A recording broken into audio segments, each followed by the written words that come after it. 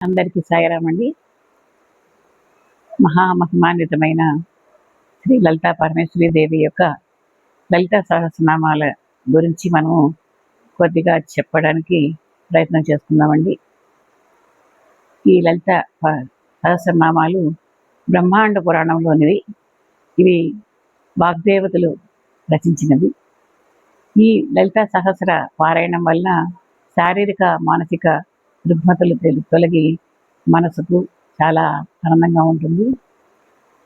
అందులో మనము కొద్దిగా చెప్పుకోవడానికి ప్రయత్నం చేద్దాము. మొట్టమొదటిగా శ్రీమాత శ్రీ మహారాజ్ని శ్రీమత్ సింహాసనేశ్వరి.